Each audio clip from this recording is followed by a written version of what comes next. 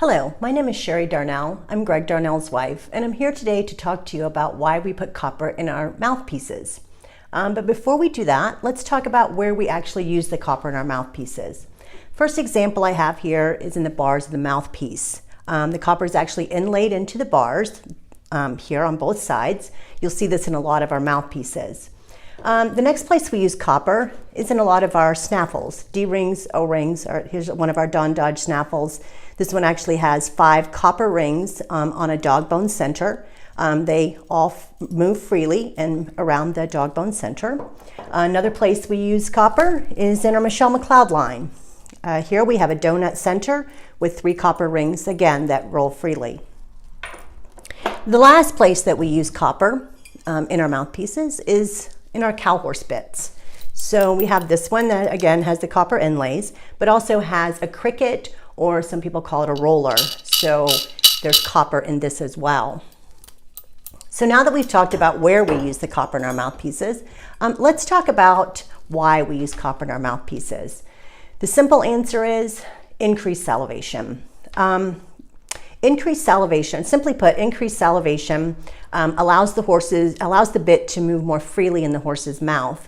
And then that encourages the relaxation of the tongue and the lower jaw or mandible.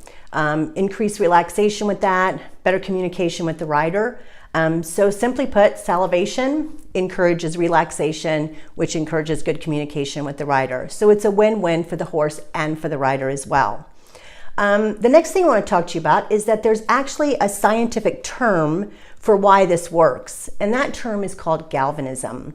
And galvanism is when you take 2 dissimilar metals, such as the steel that we use and the copper, you put those together along with the saliva of the horse, and that creates a very, very low electrical current.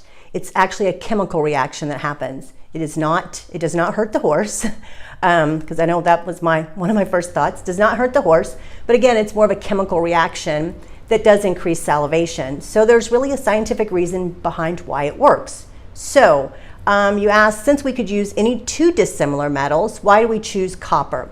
Well, a couple of reasons. One, it's pretty, but and shiny. But the real reason we use it is because it's a softer or more malleable metal, so it's easier to do the inlays into our mouthpiece.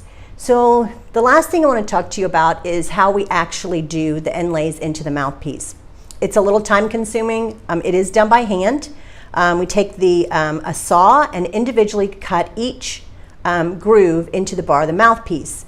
That's why you'll see a lot of times they're not exactly 100% evenly spaced apart, because it is done by hand. It is free-handed.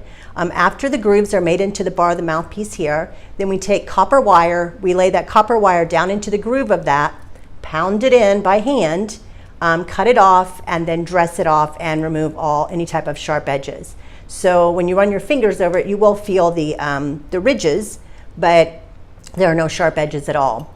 So it is increased time and effort and also increased expense. We feel like that it's a very important part of our bit line, because we do really try to accommodate the oral cavity. We try to look out for the horse and also for the rider. We try to make something that's beneficial for both, something that works for both horse and rider. So we feel like the extra time and expense we put into it is definitely worth it. So if you have any questions, please reach out to me at gregdarnall.com or on Facebook. We have a Greg Darnall page, so like our page, check out our website, and just remember, education versus domination. What role does the bit play? What role do you play? Thank you.